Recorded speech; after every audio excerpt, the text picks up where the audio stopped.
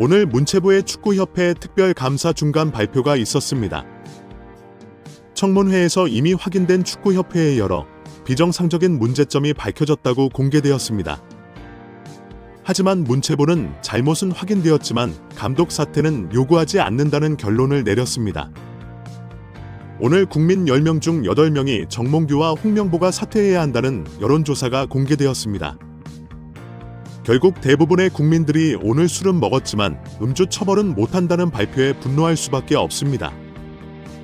이런 상황에 축구협회가 더 많은 고춧가루와 휘발유를 갖다 붓는 황당 입장문을 발표했습니다. 이쯤 되면 진짜 정부와 국민을 상대로 막가자는 것이다라는 지적이 나오는 상황입니다. 체육계 대통령 이기은 정몽규 회장이 국회에서도 따박따박 대꾸하며 여유를 부리던 모습이 연상이 되는 막장 입장문이 나왔습니다. 축구협회는 이제 보니 축구협회의 감독 선임 관련 규정이 미비했다. 앞으로 미비점을 고치겠다는 식으로 장난치냐는 반응이 나올 정도의 반성도 살짝 인정했습니다. 하지만 결론은 문체부의 감사 결과를 받아들이지 않겠다는 입장을 분명히 해서 계속 맞짱 뜨자는 태도를 보였습니다. 오는 10월 말에 예정된 최종 감사 발표도 순순히 인정할 리 없다는 것은 이미 예견되는 태도입니다. 문체부는 오늘 발표한 홍명보와 클리스 감독 선임 과정뿐 아니라 비리 축구인 기습 사명 및 철회 파문, 천안 축구센터 보조금 집행 및 차입금 등에 대한 감사 결과를 모두 발표할 것으로 예고했습니다. 하지만 막장 축구협회의 태도는 문체부가 어떤 지적을 해도 우리는 절대 인정하지 못한다라고 또 대응할 것이 뻔합니다. 축구협회의 오늘 입장문도 우리는 우리 주장만 하겠다라는 횡당 주장을 하고 있기 때문입니다. 잠시 중요한 악에 받자 아정당 축구협회는 이임생의 홍명보 만난 것은 면담이 아니라 협상이다. 정몽규 클리스만 온라인으로 만난 것은 면담이 아니라 의견 청취이다라며 필요에 따라 아무것이나 갖다 붙였습니다. 충격적이게도 축구협회가 홈페이지에 올린 문체부 특정 감사 결과 중간 발표에 대한 협회 입장이라는 것은 황당 그 자체입니다. 놀랍게도 내용은 횡설수설을 돌려막기 하는 것처럼 하나도 제대로 된 해명이 되지 않는 조잡한 논리입니다.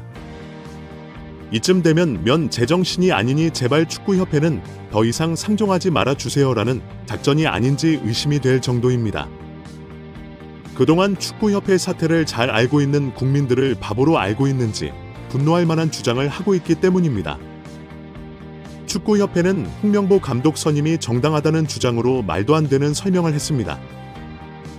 문체부가 이임생의 감독 추천 권한이 없다는 지적에 대해 이임생의 행위는 추천이 아니라 추천된 후보의 면담과 협상이다 주장했습니다. 온라인으로 진행된 11차 회의는 상황 공유 회의다 주장했습니다. 홍명보에 대한 특히 면담에 대한 설명은 문장 자체가 앞뒤가 전혀 이해가 되지 않는 황당한 설명을 했습니다. 문체부는 다른 외국인 감독과 달리 홍명보는 사전 인터뷰 질문지 하나 없이 이임생이 단독으로 장시간 기다리다가 감독직을 제안 요청한 것이 특혜라고 지적했습니다. 결국 특혜라는 것은 외국 감독에게는 PPT 요구하고 홍명보는 아무 기록도 없이 간곡한 요청을 한 것을 지적하는 것입니다. 그런데 축구협회의 해명은 이임생이 홍명보 자택 근처에서 5시간 기다린 것과 외국 감독 만날 때 협회 직원 4명이 출장 비용과 시간을 들이는 것과 방식은 다르지만 똑같다는 것으로 설명했습니다.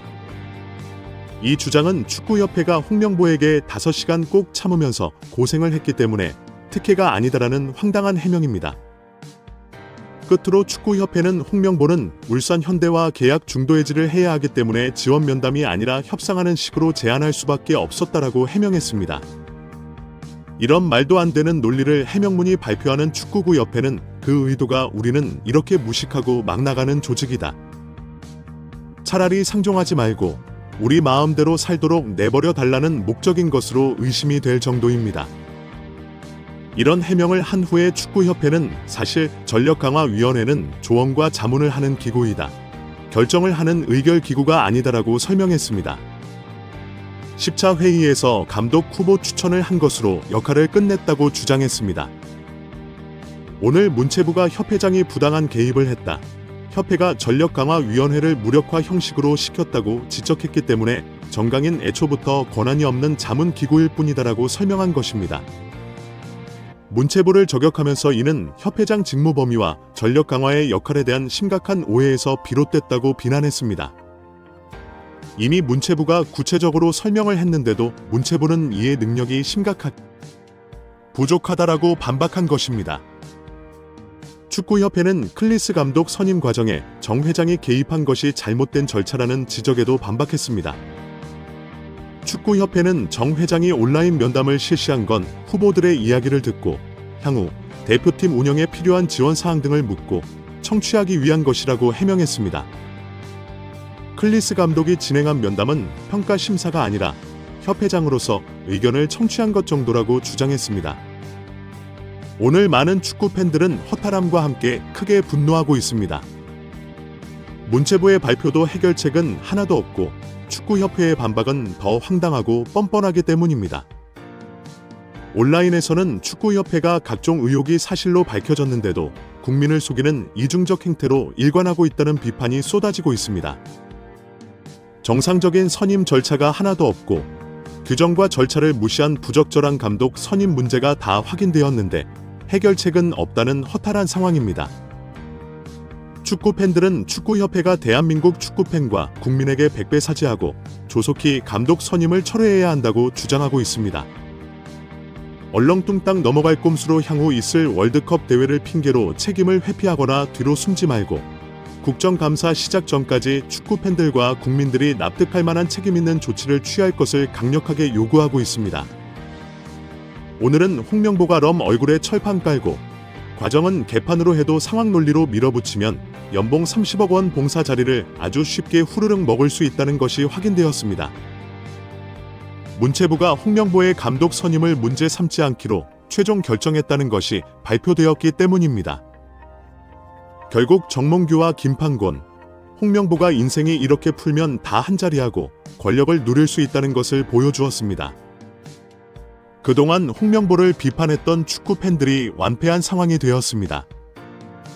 이제 연봉 30억 원을 받고 손흥민 등 황금 세대를 손안에 넣고 자신의 10년 전 불명예를 씻어 보겠다고 나선 홍명보의 모습을 계속 지켜보게 되었습니다. 한국 축구가 홍명보 개인의 명예 회복용이거나 두둑한 연봉의 수입을 채워주는 도구가 된 꼴입니다. 한국 축구가 퇴보하고 누더기가 되어도 연봉은 따박따박 받아 챙기게 된 홍명보입니다. 나중에는 또 다른 변명을 쏟아내면서 내 탓은 아니다라고 목소리를 높일 것이 확실한 홍명보입니다. 지금까지 한국 축구에서 홍명보가 보여준 황당한 행태가 그의 밑바닥을 다 보여주었기 때문에 충분히 예상이 가능한 미래입니다. 이미 정몽규와 홍명보의 인간적인 양심을 기대하는 것은 완전히 무너졌습니다. 박문과 박주호가 나도 포기하겠다고 나오면 정의와 정당성은 물 건너갑니다. 월드컵 책임질래라 협박한 김판곤만 기세등등합니다. 한국 축구를 위해 우리 모두 더 힘을 내봅시다. 한국 축구를 생각하지 않을 수 없습니다. 제가 직접 경험한 일이기 때문입니다. 사람들이 저를 비난할 수도 있겠지만 저는 그걸 겸허히 받아들이겠습니다. 하지만 다가오는 북중미 월드컵에서 8강 이상에 진출한다면 저를 비난했던 사람들이 저에게 사과하기를 바랍니다. 저는 국가대표팀 감독이라는 역할이 매우 명예로운 일이라고 생각하며 모든 것은 결과로 입증되어야 한다고 믿습니다.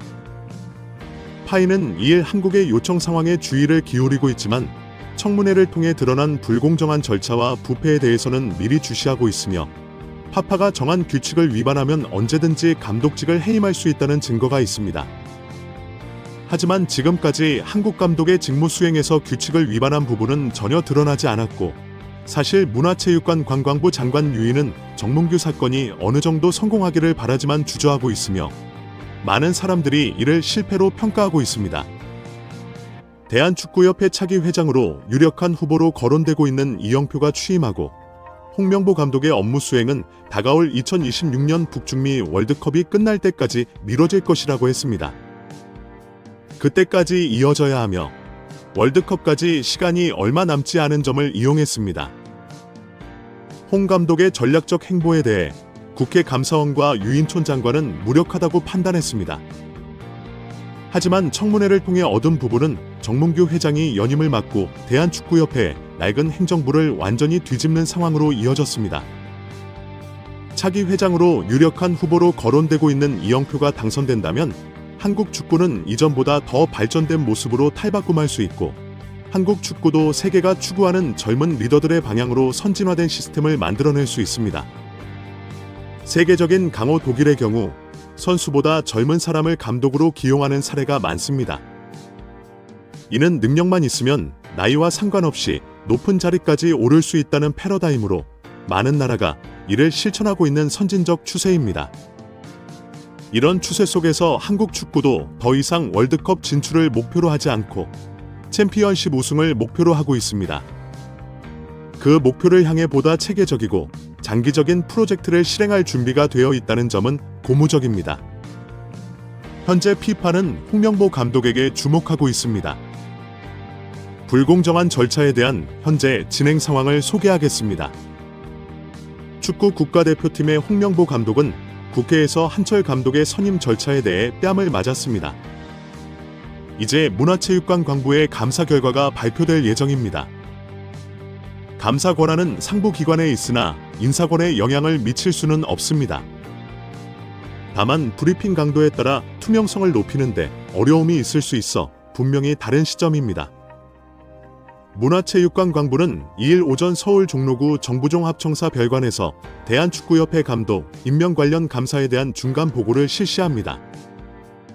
장미한 문화체육관광부 차관과 최현준 감사원장이 참석합니다. 유인촌 문화체육관광부 장관은 최근 문화체육관광위원회가 실시한 축구협회 내부 감사 결과를 현지에서 브리핑한다고 밝혔습니다. 장애 보고서를 전달한 유인촌 장관은 문화체육관광부가 축구협회의 관리 감독을 담당하고 있다며 각종 의혹에 대한 진실을 철저히 밝히고 현장에서 잘못된 관행을 바로잡기 위한 명확한 개선 방안을 마련하라고 지시했습니다. 이날 브리핑은 감독 임명 과정에만 집중합니다.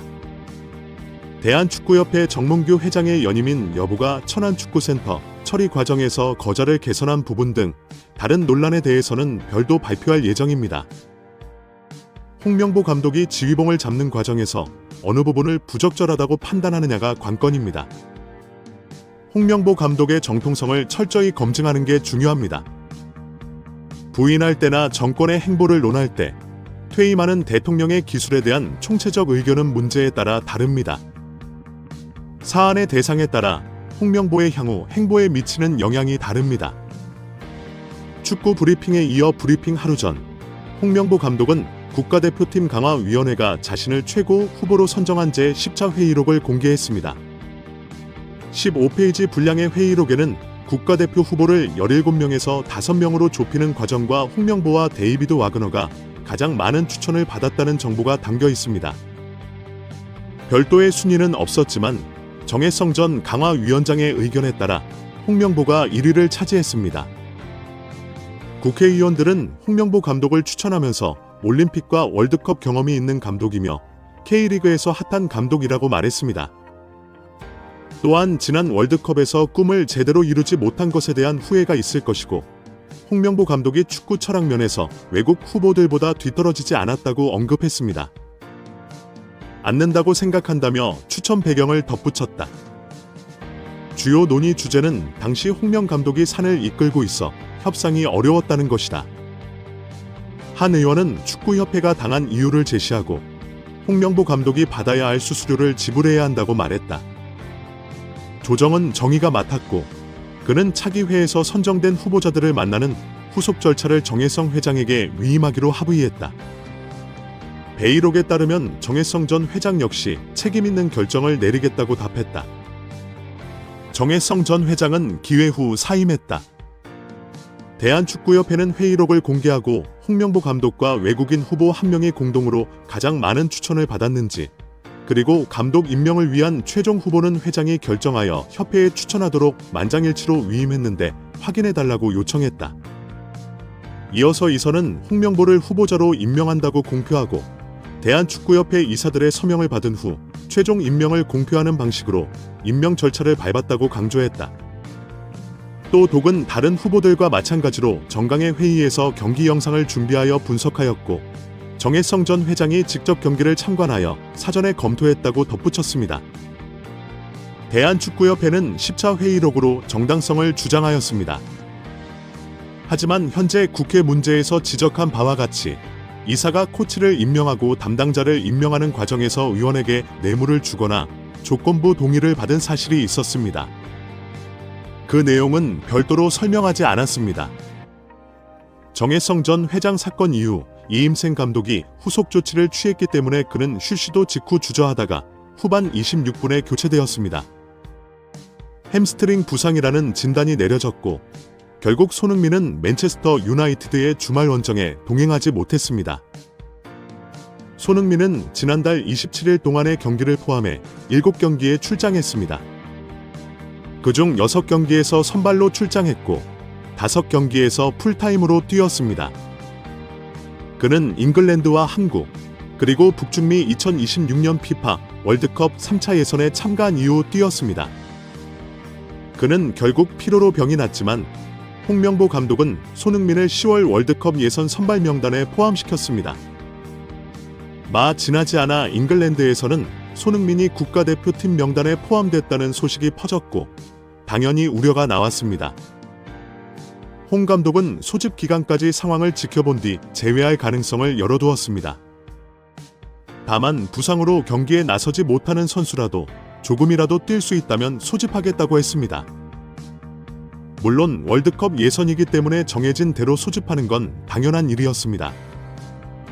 국가대표팀의 진정한 에이스인 손흥민의 자리는 아하지 않을 수 없습니다.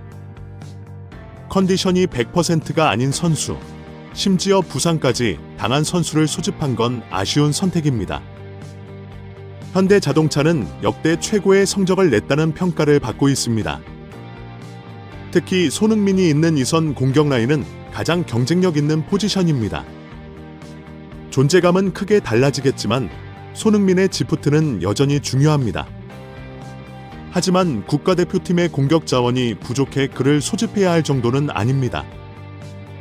물론 손흥민의 컨디션이 최상이라는 점에는 의문이 없습니다. 하지만 현재 부상 우려가 있는 상황에서는 국가대표팀이 손흥민의 출전 여부를 신중하게 고려해야 합니다. 계속해서 손흥민에게 의존할 수는 없습니다. 결국 언젠가는 손흥민이 없는 국가대표팀이 존재할 것이기 때문입니다. 따라서 적절한 계획이 필요합니다. 이렇게 해야 손흥민을 국가대표팀에서 좀 더 오랫동안 볼 수 있고 국가대표팀은 손흥민 이후의 시대를 대비할 수 있을 것입니다. 손흥민과 한국 축구 모두에게 최선의 결과가 있기를 바랍니다. 오늘 문체부의 축구협회에 감사 중간 발표가 있었습니다. 잘못은 확인되었지만 감독 사퇴는 요구하지 않는다는 것이 결론입니다. 술은 마셨지만 음주운전은 아니다라는 황당한 궤변이 결국 홍명보에게 적용되게 되었습니다. 이제 홍명보는 15일 이라크전을 마치고 가벼운 마음으로 유럽으로 떠날 것으로 예상이 됩니다. 정규가 국정감사에 나와서 다시 큰 곤욕을 치르고 망신을 당할 때 홍명보는 유럽 어느 도시에서 커피를 마시고 있을 것이 확실합니다. 한국 축구가 능력이 검증되지 않은 실패한 지도자 홍명보에게 물린 채로 월드컵 예선을 치러야 하는 상황이 되었습니다. 결국 축구협회와 정규는 심각한 고민을 해야 하지만 홍명보는 버티기 작전으로 연봉 30억 원의 봉사 자리를 완벽하게 물었습니다. 한국 축구가 어떻게 되든지 간의 개인 명예 회복과 엄청난 수입까지 기회를 잡은 것입니다. 이제 대한민국의 청소년들에게 그래도 인생은 홍명보처럼 살면 안 된다라고 가르쳐야 하는 상황이 발생했습니다. 문체부는 이임생의 권한도 없으면서 추천을 했고 홍명보 선임 과정에 대한 기록도 일절 남기지 않은 잘못이 있다고 발표했습니다. 하지만 감독 선임 과정에 하자가 발생했기 때문에 축구협회에 책임을 물을 수는 있지만 처분과 조치를 강제할 수 없다고 밝혔습니다. 감독 선임에 대한 후속 조치는 축구협회에게 자율적으로 맡길 수밖에 없다고 강조했습니다. 자율적인 조직이라는 이유입니다. 결국 축구협회에 자꾸 건드리면 국제축구연맹이 월드컵 진출을 막을 수 있다는 협박이 통한 것입니다. 한국 축구대표팀의 감독 선임은 엉망진창이라는 것이 일부 확인되었습니다. 문체부는 대한축구협회가 홍 감독을 선임하면서 권한이 없는 이임생 기술 총괄이사가 최종적으로 감독 후보를 추천했다. 이어 면접 과정이 불투명하고 불공정하게 이루어지는 등 제대로 절차를 지키지 않았다고 지적했습니다. 이임생의 전력 강화 위원도 아니고 위원장으로 위촉된 바도 없고 감독 추천 권한을 정식 위임받은 것도 아니기 때문에 감독 추천 권한이 전혀 없다는 것입니다.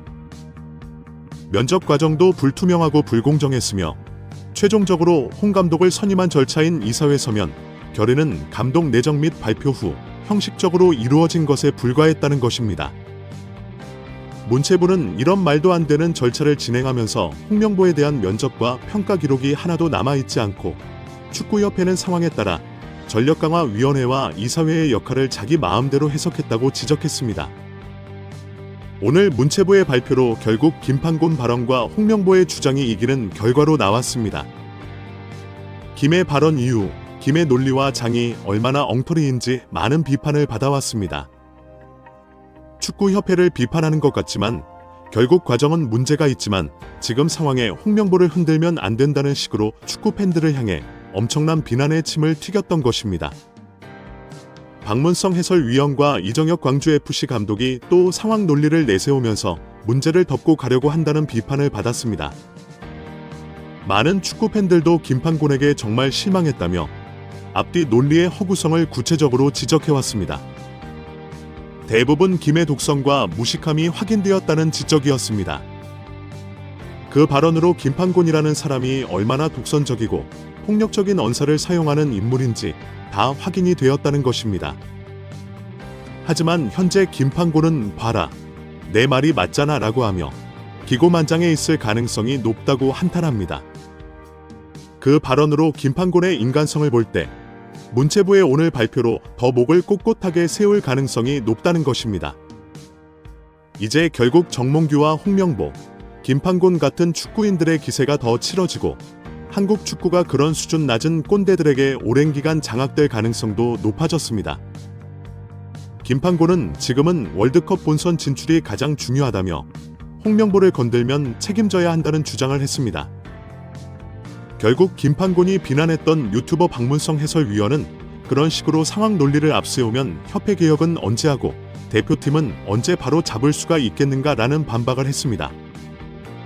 특히 김판곤 의원의 최근 축구협회가 협회를 조사하면 피파 규정에 따라 월드컵 진출이 무산될 수 있다고 한 협박과 같은 맥락입니다.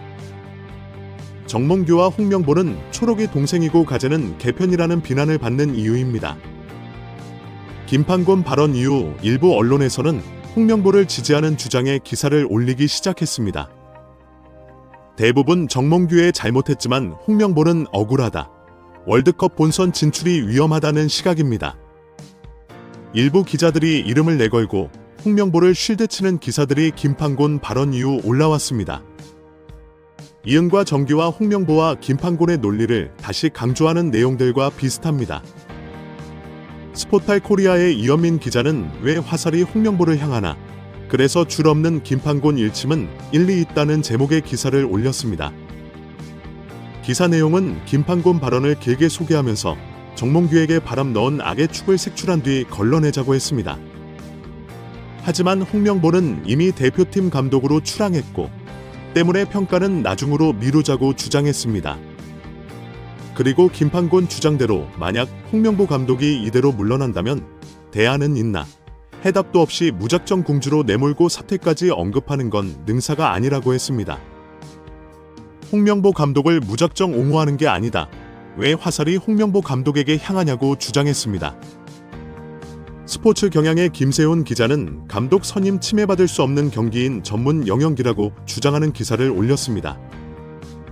길게 강조한 기사는 과정에서 생긴 문제는 홍 감독이 아니라 협회가 책임져야 한다고 했습니다. 책임지면 될 일이다. 그래서 정 회장은 그만두는 게 맞고 홍 감독은 그대로 인정하는 게 맞다라고 결론을 내렸습니다. 김세훈 기자는 경기 단체는 모두 사단법인이다. 사단법인이 결정한 것에 대해 외부 권력 단체가 심하게 개입하는 것은 법인 자율성을 침해하는 일이다. 특히 감독 선임은 해당 종목 경계인의 전문적이면서도 기술적인 영역이다. 그것까지 침범한다면 그건 정부 권력의 용이며 과도한 월권이라고 목소리를 높였습니다. 이기흥 체육회장과 정규가 체육회는 자율적인 단체이다. 정부 권력이 건드리면 그냥 있지 않겠다라고 협박한 논리와 같은 주장입니다. 김세훈 기자는 감독을 뽑은 주체는 협회다. 협회가 과정은 얻은 홍명보 감독에게 소를 했든 과정과 결과 모두 책임져야 하는 것은 협회다. 홍 감독은 협상에 응했고 제안을 수락했다. 홍 감독에게 과정상 문제를 인지했는지 등을 묻는 것은 번지수 잘못 찾은 질문이다. 사람을 뽑은 것에 대한 책임은 뽑은 사람에게 있지, 뽑힌 사람에게 있지 않다. 그게 뽑는 자와 뽑힌 자 사이 근본적인 차이다라고 주장했습니다. 홍명보가 청문회에 나와서 나는 1등이라고 해서 수락한 것뿐이다라고 주장하고 1등인지 아닌지 회의로 보자라고 주장한 내용과 비슷한 논리입니다. 결국 홍명보는 과정이 불법이고 엉망진창이더라도 일단 깔아뭉개고 버티면 성공하는 것이 인생이라는 것을 다시 확인시켜 주었습니다. 그동안 홍명보가 내일 모레 월드컵 예선이 코앞이다. 나는 경기 준비하기 바쁘다며 월드컵을 무기로 내세운 것이 연봉 30억 원 봉사 자리를 지키는 것에 성공했습니다. 오늘은 보처럼 얼굴에 철판을 깔고 과정은 개판으로 해도 상리로 밀어붙이면 전봉 30억 원 봉사 자리를 아주 쉽게 후루룩 먹을 수 있다는 것이 확인되었습니다. 문체부가 홍명보의 감독 선임을 문제 삼지 않기로 최종 결정했다는 것이 발표되었기 때문입니다. 결국 정몽규와 김판곤, 홍명보가 인생이 이렇게 풀면 다 한자리하고 권력을 누릴 수 있다는 것을 보여주었습니다. 축구 팬들은 문체부의 이런 입장에 대해 큰 충격을 받고 있습니다. 결국 홍명보의 버티기와 협박, 억지 주장이 통했기 때문입니다. 제대로 능력도 검증되지 않았고 10년 전 예선 탈락에 책임이 있는 무능력 감독을 이런 식으로 황금세대 선수단의 사령탑으로 밀어붙이는 것은 옳지 않다는 비판입니다. 문체부의 발표를 지켜본 축구 팬들이 허탈해하고 있습니다. 이제 황금세대 대표팀이 홍명보의 개인 명예 회복과 고액 연봉 직장을 만들어주는 도구가 되어버렸습니다. 모든 축구 팬들의 염원대로 월드컵을 못 나가더라도 한국 축구를 바로잡아야 한다는 극단적인 목소리가 다시 힘을 얻기를 바랍니다. 먼저 크리스만 감독 선임에 대한 감사 결과입니다. 첫째, 축구협회는 국가대표 전력강화위원회가 제 기능을 못하도록 무력화시켰습니다. 마이클 밀러 전력강화위원장과 축구협회는 전력강화위원회가 구성되기도 전에 이 후보자명을 상하고 에이전트를 통해 감독들과 접촉을 진행했습니다. 또한 전력강화위원들은 첫 번째 전력강화위원회 회의에서 위원들의 권한을 밀러 위원장에게 위임해주도록 축구협회로부터 요청받았으며 두 회의에서는 클린스만이 감독으로 선임됐다는 결과를 통보받았습니다. 둘째, 감독 추천 권한이 없는 정몽규 회장이 클린스만 포함한 최종 감독 2명에 대해 최종 2차 면접을 진행했습니다. 축구 국가대표팀 운영 규정에 따르면 국가대표팀 감독은 전력강화위원회 추천으로 이사회가 선임한다고 규정되어 있습니다. 이에 따라 전력강화위원회는 감독 후보자들에 대해 면접 및 평가 등의 절차를 진행하고 여러 논의를 거쳐 감독 후보자를 추천하게 됩니다. 그런데 앞서 지적했다시피 당시 전력강화위원들은 전부터 배제되어 후보자 면접 과정에는 참여하지 못하였습니다. 밀러 위원장이 단독으로 후보자를 5명으로 종합 압축하며 1차 면접도 밀러 위원장이 단독으로 진행하였습니다. 그런데 리스마 포함한 종 2순위 후보자에 대한 2차 면접은 진행한 것으로 확인되었습니다. 축구협회는 회장의 권한이 없는 2차 면접을 문제 삼기 전까지는 언론을 통해 클린스만 감독 선임 시 복수의 애국인 감독을 상대로 2차 화상 면접을 진행했다고 하다가 2차 면접의 주체를 문제 삼자 다시 말을 바꾸어 회장이 1순위 후보자와 화상 면접을 한 것은 아닌 한이고 후보자 선정을 한 절차가 아니었기 때문에 별다른 기록을 남기지 않았다고 주장하고 있습니다. 셋째, 이사의 선임 절차를 누락하였고 국가대표팀 운영 규정에 따라 각급 대표팀 지도자 선임 시 이사회를 거치지 않는다는 이유로 클린스만 감독 선임 시 규정에 따라 권한이 없는 이임생 기술총괄 이사가 최종 감독 후보자 3명에 대해 면접을 진행하고 우선순위를 정하여 최종 감독 후보자를 추천하였습니다. 이임생 기술총괄 이사는 전력강화위원회 구성원도 아니고 전력강화위원장으로 위촉된 바도 없으나 기술총괄 이사는 감독 선임 권한도 없는 회장과 부회장이 감독 선임 관련 권한을 위임하고 후속 조치 이행을 지시받았다는 이유로 감독 추천 과정이 불투명하고 공정하지 않았습니다. 7월 5일에 있었던 이임생 기술총괄 이사와 홍명보 감독 후보자와의 대면, 면접 과정은 과정으로 보기 어렵습니다. 넷째, 이사의 선임 권한을 형해화하였습니다. 축구협회는 2024년 이전까지 관행적으로 이사의 선임 권한 없이 임시 감독을 선임했다는 비판이 일자 5월 28일에 이사회를 열어 임시 감독 선임 절차상 이사회를 통해 추인한다고 이사회에 안내합니다. 그런데 이와 같은 축구협회 입장이 통해 승인되어 정식 선임되었습니다. 이에 대해 축구협회는 전력강화위원회는 이사의 업무를 돕는 이이자 감독 이사에 추천하는 역할이라고 합니다. 이렇듯 축구협회는 상황에 따라 협회에 유리하도록 자의적으로 규정을 다르게 해석하고 적용하는 것으로 나타났습니다. 또한 감독을 이미 내정 발표한 후 형식적으로 이 권한을 여하는 행위로밖에 볼 수 없습니다. 실제로 이사의 이사 중 일부는 이사에 서면 결의가 단순 요식 행위에 가부 한적 의견을 낸다는 것에 유감이라는 의견을 냈고 정식 이사의 해부 요청 의견도 있었습니다. 지금까지 클린스만 및 홍명보 국가대표팀 감독 선임 과정에 대한 감사 결과를 말씀드렸습니다. 다음으로는 축구협회의 대국민 언론 대응 등에 관한 문제입니다. 감사 과정에서 축구협회는 사실과 다른 내용으로 반박 보도 자료나 보도 설명 자료를 배포한 것으로 확인되었습니다. 먼저 클린스만 감독 선임 당시 전력강화위원회가 아무런 영향력을 발휘하지 못했다는 지적이 있자 축구협회는 보도 반박 자료를 통해 밀러 전력강화위원회 위원장이 위원회와 후보자를 줄여나가고 복수의 후보자를 상대로 2차 화상 면접을 진행했으며 우선순위를 정했다는 내용은 협회에 전달되고 회장도 보고되었다. 사실과 다른 내용으로 설명하였습니다. 감사 결과에서 확인할 수 있듯이 클린스만 감독 선임 당시 밀러 위원장이 단독으로 후보자를 줄여나가고 1차 화상 면접을 진행했으며 회장이 2차 화상 면접을 진행하였습니다. 또한 축구협회는 홍명보 감독 선임 과정에 대해서도 7월 20일 국가대표팀 선임 과정을 설명드립니다. 대표팀 감독 선임 과정이라는 설명 자료를 배포했는데 이 또한 감사 결과 사실과 다른 오류가 발견되었습니다. 특히 이미 9월 24일 국회 현안지에서도 드러난 부분이지만 6월 30일 전력강화위원회 온라인 임시회의에서 이임생 기술총괄 이사는 위원들로부터 감독 추천이나 결정 권한을 이임받지 않았습니다.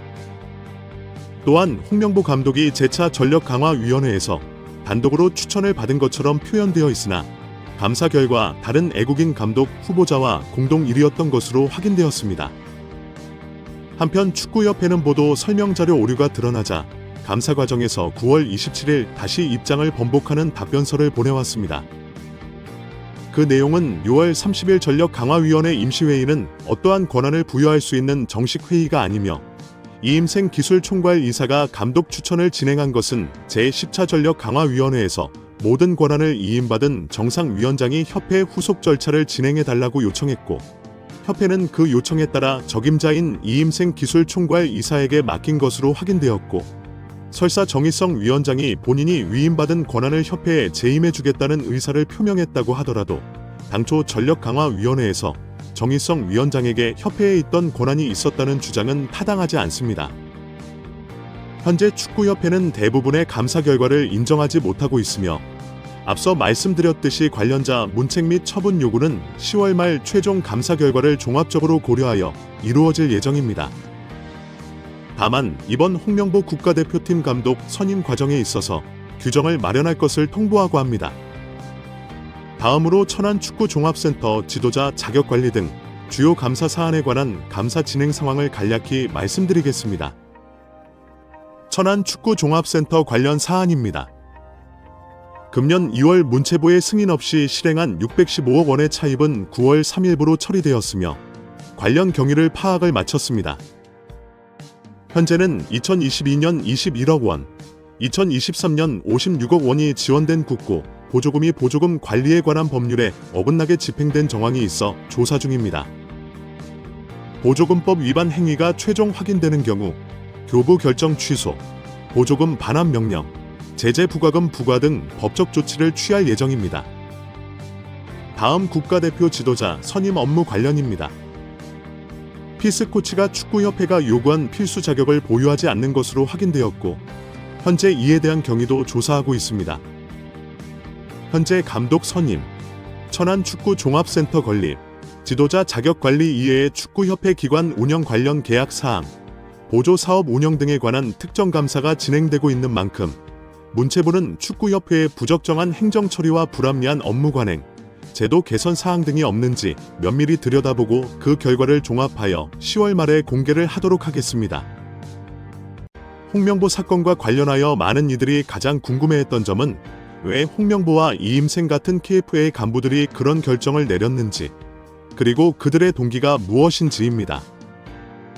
사실 이 사건이 없었다면 홍명보는 아마도 자신의 감독 커리어를 계속 이어갔을 것이고 정몽규와 이임생 같은 KFA 고위 인사들은 별다른 문제 없이 세금을 사용하며 그들의 활동을 이어갔을 것입니다. 그러나 판이 등장하면서 모든 상황이 변화했습니다.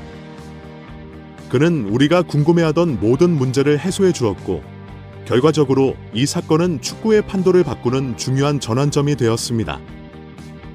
익명의 소식통에 따르면 김고은은 벤투 시절 영웅으로 추대받았지만 실제로는 정몽규 1패 속해 있었고 결국 홍명보와 한패였으며 빼앗기 때문에 비판하는 것일 뿐이며 그들의 축구 카르텔은 결코 사라지지 않을 것이라고 말했다.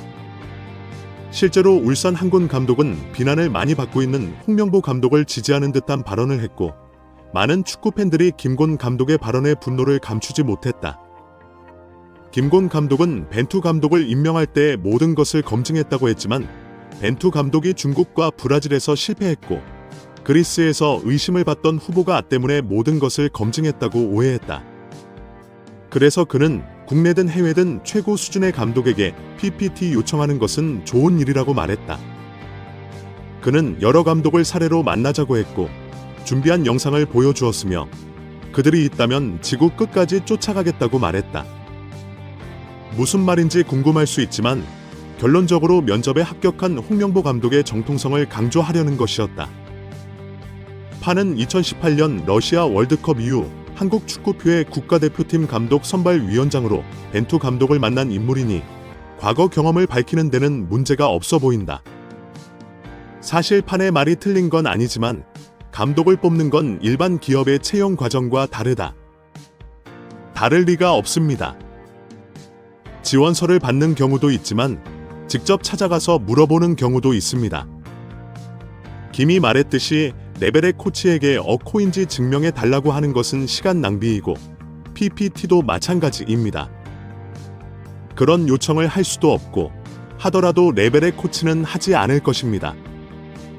하지만 김의 말이 공감을 얻지 못하고 오히려 많은 사람들의 분노를 불러일으킨 이유는 김의 말이 틀렸기 때문이 아니라 전반적으로 틀렸기 때문입니다. 오해해서는 안 될 것은 명보가 레벨의 코치가 아니라는 것입니다. 코치라 김이 말했듯이 절차 없이 임명될 수 있었겠지만 홍명보는 레벨의 코치는커녕 평범한 코치도 될 자격이 없습니다. 만약 머리를 숙여 세계적으로 유명한 최고 수준의 코치를 데려왔다면 절차가 잘못됐는지, 왜 인터뷰를 받지 않았는지에 대한 논란은 없었을 것이다. 대신 사람들은 KFA에 대해 어떻게 저런 코치를 데려왔어? 라며 박수를 치고 칭찬했을 것이다. 하지만 최고 수준의 코치가 아닌 코치를 최고 수준의 코치인 것처럼 데려왔으니 축구팬과 국민이 분노하고 있다. 홍명보가 최고 수준의 코치라는 게 그저 안타까운 듯하다. 김처럼 생각하는 사람들은 홍명보에 대한 모든 검증이 2012년 런던 올림픽으로 끝났다고 생각하는 듯하다. 물론 한국 올림픽 역사상 동메달을 딴 만큼 대한 업적이다. 하지만 직히 말해서 대회는 세계 최고의 선수들이 참가하지 않는 것뿐만 아니라 23세 연령대 세계 최고의 선수들도 참가하지 않는다. 연령대별 동메달을 딴 홍명보에게 검증된 감독이라는 타이틀을 성급하게 준 것이다. 그래서 성인팀을 지도해본 적이 없는 홍명보를 2014년 브라질 월드컵 감독으로 만들었다. 결과는 어땠을까? 21세기 들어 처음으로 이 경기를 치고 한 경기는 한 악몽이었다. 어떤 사람들은 대안이 없어 홍명보를 월드컵 국가대표로 밀어넣어 희생과 봉사, 헌신으로 포장했다. 하지만 희생과 봉사, 헌신에 수십억 번을 받는 사람이 누구겠는가? 이게 무슨 독재인가? 홍명보가 거부할 권리가 없나? 분명한 것은 홍명보 개인의 욕심이고 협회의 잘못된 판단이었다. 협회가 잘못된 판단을 내더라도 그가 거부했다면 하지 않았을 것이다. 또한 과봉사로 포장된 이 기회가 왜 홍명보에게 가는지 생각해 봐야 할 때라고 생각합니다. 브라질 월드컵에서 창피한 후 홍명보는 중국 항저우 웨이청 팀의 지휘봉을 잡았습니다. 결과는 어땠을까요? 1부 리그에서 뛰던 항저우가 2부 리그로 강등되었습니다.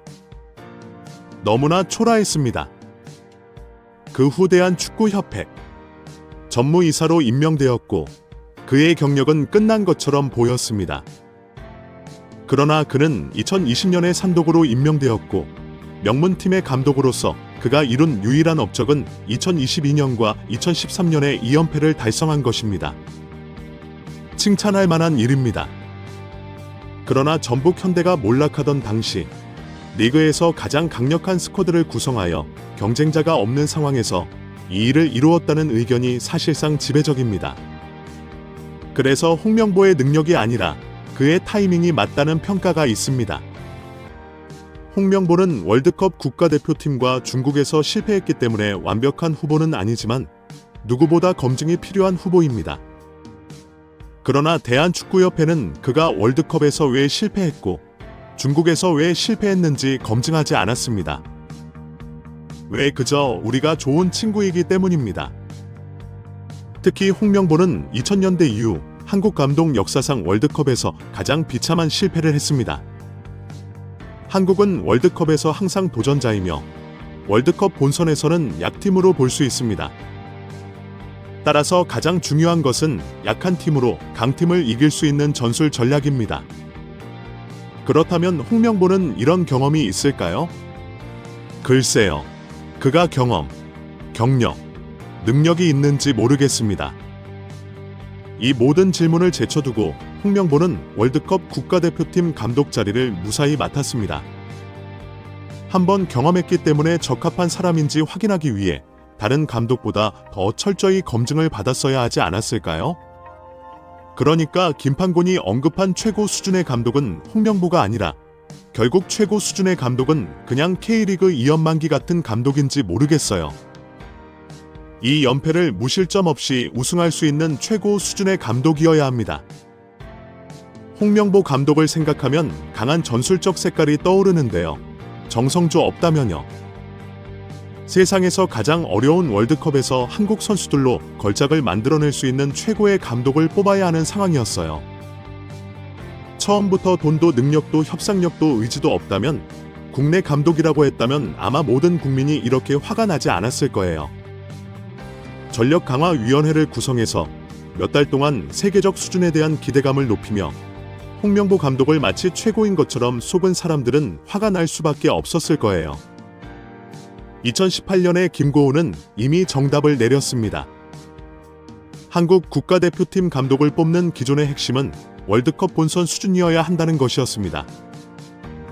홍명보는 잘못된 방향, 설득력 부족, 그리고 그 과정이 불공평하고 주관적이며 모두에게 공감되지 않는 상황에서 회장의 권한이 부족한 상황에서 임명되었습니다. 공정하고 객관적이며 공감되지 않는 시스템에서 회장의 권한으로 다시 감독을 선출해야 하지 않겠습니까? 그러나 김판곤은 잘못된 점을 지적하며 이미 일어난 일이니 그냥 넘어가자고 했습니다. 잘못된 것을 고치는 것이 아니라 이미 여기까지 왔으니 응원하자는 것입니다. 도망가자고 하는 것과 다를 바 없습니다. 처음부터 첫걸음이 잘못되었으니 다시 넣자고 합니다. 다른 방법이 무엇이 있겠습니까? 이렇게 밀어붙이 우리 축구협회의 홍명보 감독 선임 이슈, 그리고 정몽규 회장의 사선 연임 이슈가 정말 커지고 있습니다. 오늘은 윤석열 대통령이 축구 국가대표팀 감독 선발 의혹을 명백히 밝혀야 한다라는 지시를 문체부 장관에게 했어요.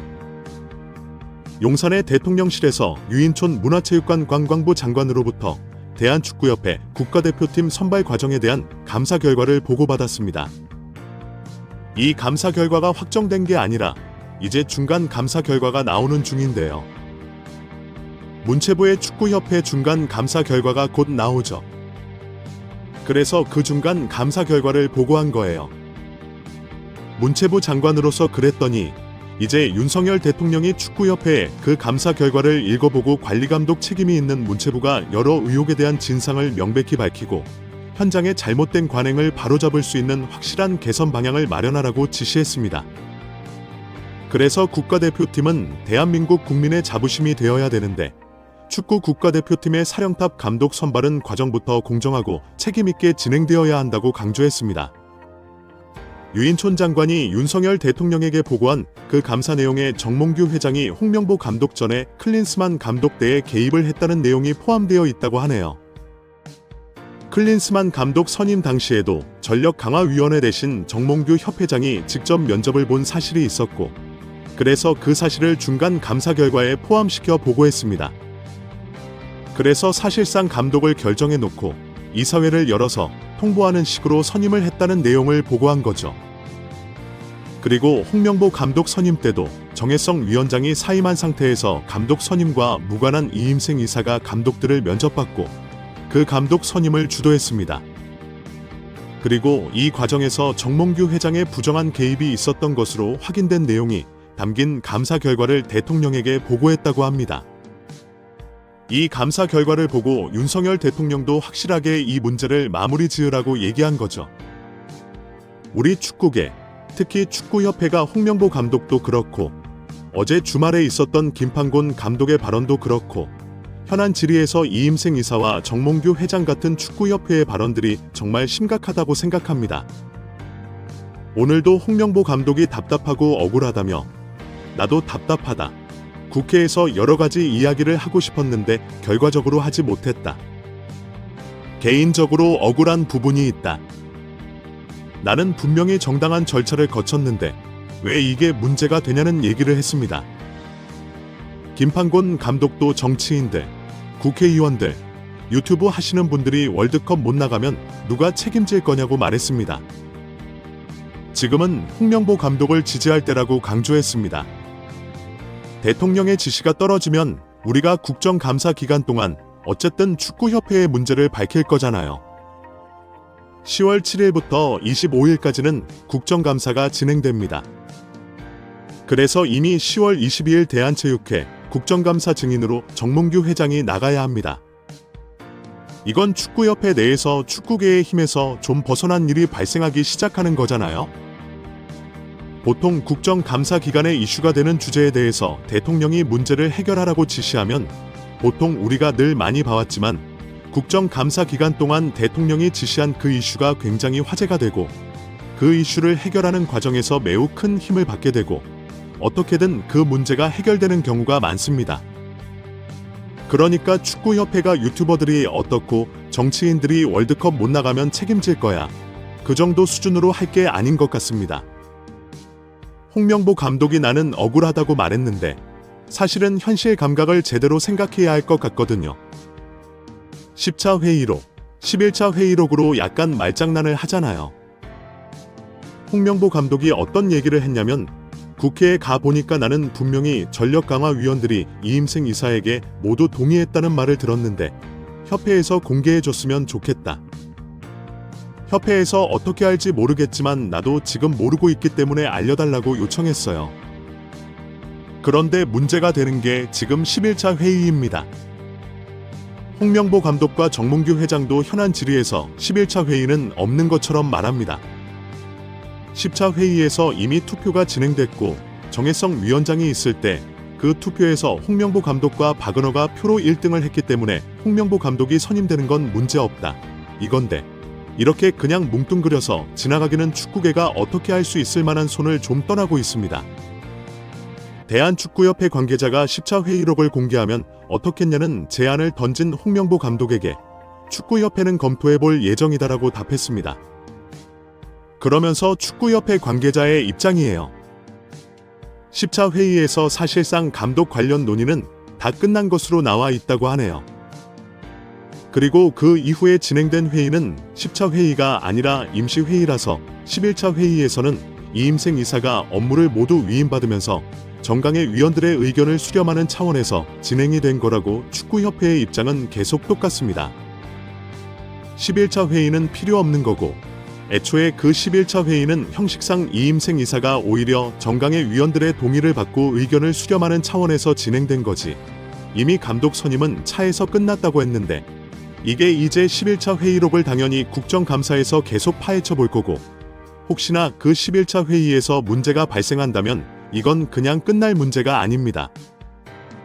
그리고 10차 회의에서 감독 선임 관련 논의가 다 끝났다고 했지만 지금 KBS ES 최영일 부회장이 같이 따라갔다는 내용이 나오고 있습니다. 이임생 이사가 정강의 위원에게 홍명보 감독의 발표가 이루어진 다음에 뒤로 카톡으로 연락을 해서 기자들에게 나에게 권한을 위임했다고 확인해달라, 말 좀 해달라, 이렇게 압력을 넣고 이런 것들이 밝혀지고 있잖아요. 그래서 그냥 이거 뭐 나는 몰랐어, 차에서 끝난 거 아니야, 이런 문제로 어물쩍 넘어갈 수 없습니다. 뭐 지난번에 그 축구협회 노조에서 발표한 그 성명문에도 나와 있어요. 이렇게까지 높은 강도의 감사를 당해본 적은 없다. 근데 이런 심각성을 왜 축구협회의 고위 관계자들이 공감을 못하냐. 이 정도로 수위 높은 아주 엄격한 감사를 처음 봤는데 이거를 왜 위기라고 생각을 못하냐라는 성명문을 냈거든요. 그것처럼 우리 축구는 전체적으로 바라보는 게 그렇게 위기감을 못 느끼고 있습니다. 그리고 이제 이게 아무래도 홍명보 감독과 정몽규 회장의 그런 절차상의 문제를 보면서 보통 이제 국정감사에서 엄격한 감사가 들어가면 외부적인 것도 더 들여보잖아요. 보통 어떻게든 홍명보 감독의 선임과 정몽규 회장이 축구협회를 이끌어갔던 그런 모습들, 이런 것들을 문제를 찾아야 하니까 찾으려고 하는데 홍명보 감독 선임 여기서 끝나는 게 아니라 홍명보 감독이 전무 시절에 하나하나 다 살펴봐서 전체적인 것들을 검토해야 하거든요. 정몽규 회장이 축구협회를 이끌면서 조금이라도 문제가 있었냐? 그렇게 되는 거죠. 대통령실에서도 얘기가 나온 게 이거잖아요. 현장의 잘못된 관행을 바로잡을 수 있는 확실한 개선 방향. 뭐 축구협회의 고위 관계자들이 현장에서는 이렇게 해. 현장에서의 일은 우리가 더 잘 알아오 맨날 이런 얘기하잖아요. 홍명보 감독은 우리가 현장에서 보니까 외국인 감독보다 국내 감독이 더 선임되는 게 맞아 기러면서 선임을 한 거잖아요. 근데 그 현장의 일이 대한민국 국가대표팀을 간판으로 내세우고 하는 일들이고 그러면 그 현장의 일이 우리 사회관념에서 어긋나는 일이면 당연히 그거는 뭐 현장이고 나발이고 사실은 안 되는 거거든요. 그런데 본인들이 그 축구라는 아주 조그만한 울타리에서 우리가 제일 잘 알지. 현장에선 이렇게 해 이런 식으로 오물안개구리처럼 얘기를 하고 있으니까 이거는 그냥 축구협회가 위기감을 느끼지 않으면 한순간에 모든 조직이 와해될 수 있는 정말 위기에 있다. 정말 위기에서 있고 그리고 홍명보 감독도 지난번에 그 현안 질의에서 얘기를 했잖아요. 이제 국회의원이 홍명보 감독에게 혹여나 절차상의 문제가 있으면 사임할 생각이 있냐고 그랬더니 우리 월드컵 예선 앞두고 있어서 그거는 너무 과합니다. 뭐 이런 식으로 좀 얘기를 했잖아요. 우리 월드컵 앞두고 있는데 감독을 흔드는 게 말이 되냐 이러면서 김판곤 감독도 그렇게 얘기를 한 거고. 근데 너무나 다행히도 이번 월드컵이 아시아에서 8.5장이에요. 8.5장.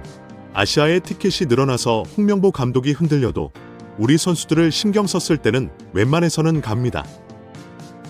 월드컵 못 나가면 누가 책임질 거냐? 그 책임도 어차피 축구협회가 져야 되는데 웬만해서는 나가요.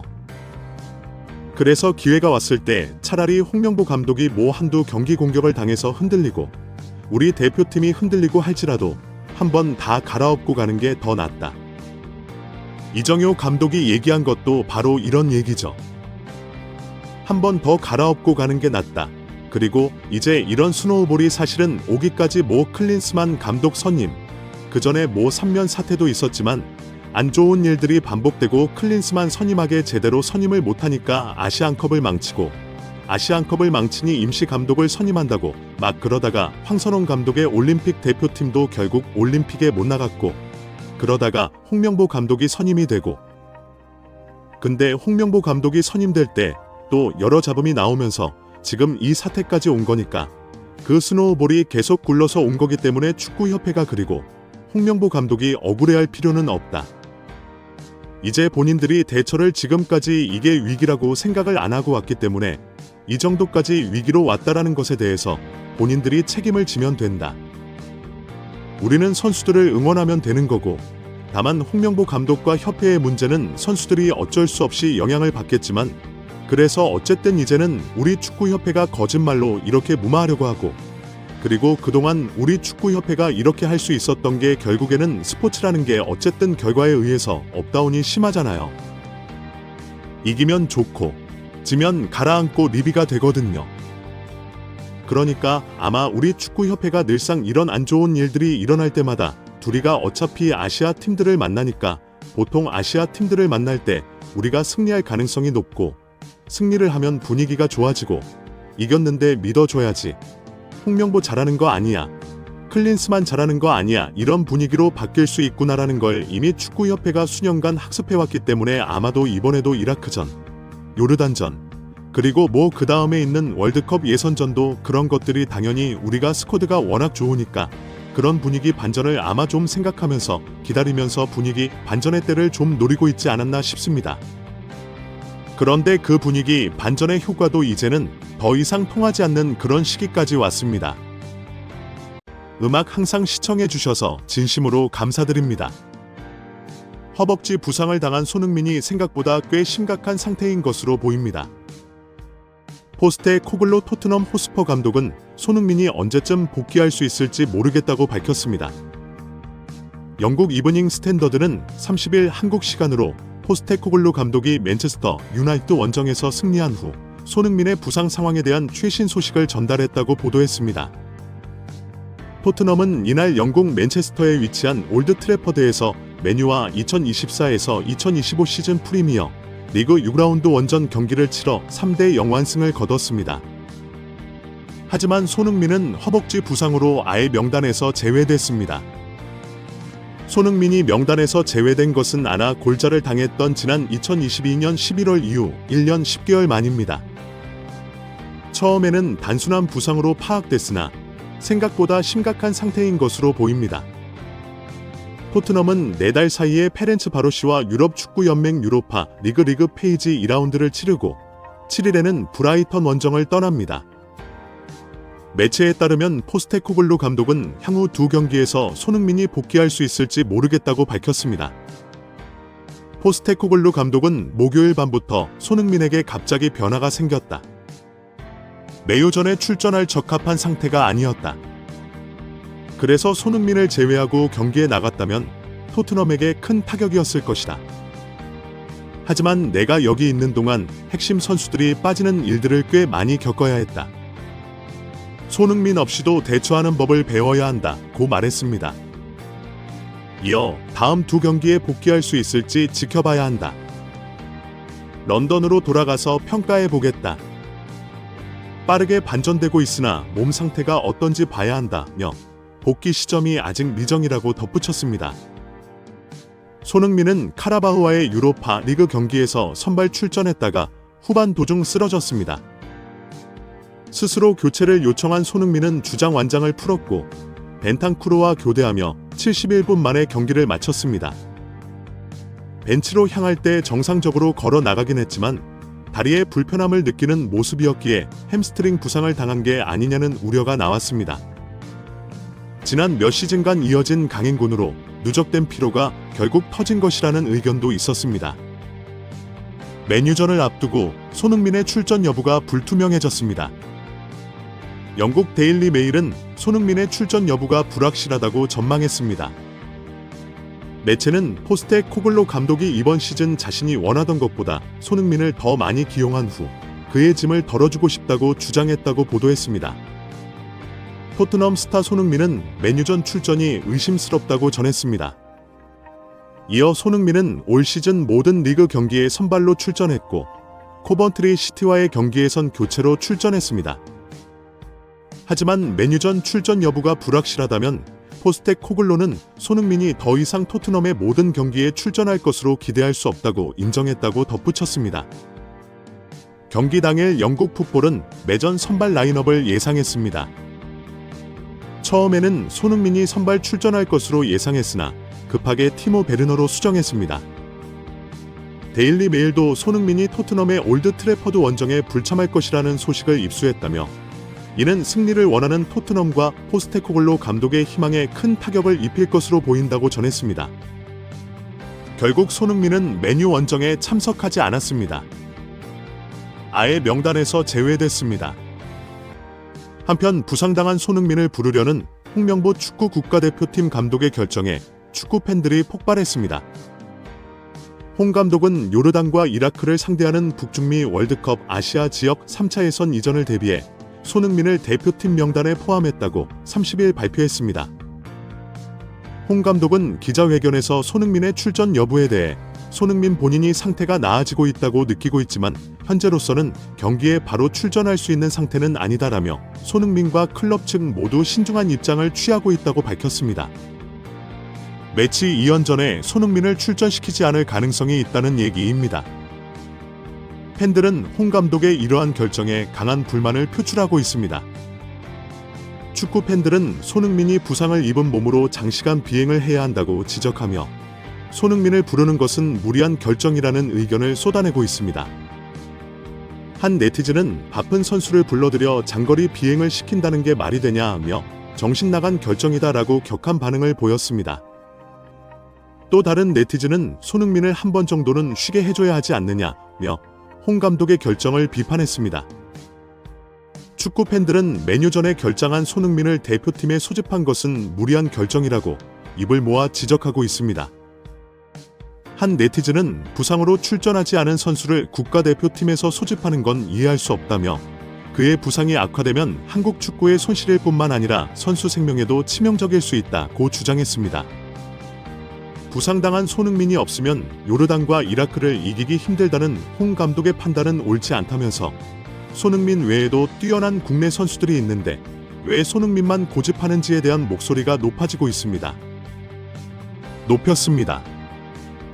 홍명보 감독은 요르단, 이라크와의 경기를 2026년 북중미 월드컵 본선 진출을 위한 중요한 경로로 보고 있습니다.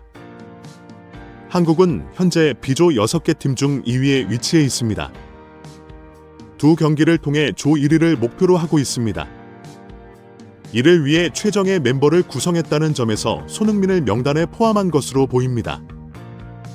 손흥민 외에도 이강인, 김민재, 황희찬 등 해외파 선수들이 소집됐습니다.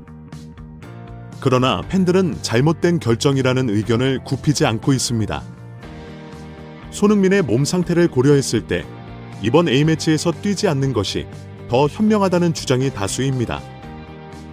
한 팬은 대표팀 경기도 중요하지만 선수 건강이 우선기라며 손흥민이 충분히 회복한 뒤에 경기에 나서는 것이 더 중요하다고 강조했습니다. 또 다른 팬은 손흥민이 이번에 소집되면 이후 소속팀 경기에서도 악영향을 미칠 수 있다며 장거리 비행 자체가 부담이라고 지적했습니다. 부정적인 반응은 홍 감독이 무덤을 파고 있다. 손흥민은 국가대표에서 은퇴해야 한다 등의 격한 발언까지 내놨습니다. 한편 0대3도 충분히 사지지만 손흥민이 있었으면 점수차는 더 벌어졌을 것이라는 분석이 나왔습니다. 골 결정력이 좋은 손흥민이 뛰었다면 더욱 큰 점수차를 만들었을 일방적인 경기였습니다. 손흥민 자리에서 뛴 티모 베르너가 워낙에 골 결정력에서 악평을 받아서 3골 차이로 끝났다는 평가입니다. 토트넘 출신으로 영국 방송 스카이 스포츠의 축구 판넬로 활동하는 제이미 레드냅은 손흥민을 그리워했습니다. 그는 토트넘이 정말 용감하게 뛰며 대단한 승리를 만들었다. 여기에 손흥민까지 뛰었으면 토트넘은 아마도 6골까지 가능했을 것이라며 그만큼 좋은 장면을 많이 만들었다. 상징적인 승리였다고 바라봤습니다. 토트넘의 승리에도 손흥민과 베르너의 차이를 느낄 수 있었습니다. 베르너는 빠른 스피드와 넓은 시야를 바탕으로 왼쪽 측면을 활발하게 누비며 토트넘 공격에 마침표를 찍는 스타일입니다. 워낙 위치 선정이 좋아 수차례의 득점 기회를 잡았으나 고질적인 골 결정력 문제가 드러났습니다. 골키퍼와 1대1 기회도 있었는데 단순하게 슈팅했다 걸리고 말았습니다. 결국 무득점으로 끝났습니다. 손흥민은 다릅니다. 프리미어 리그를 포함해 유럽 5대 리그라 불리는 무대에서 아시아 선수가 득점왕에 오른 유일한 사례가 손흥민일 정도로 결정력이 좋습니다.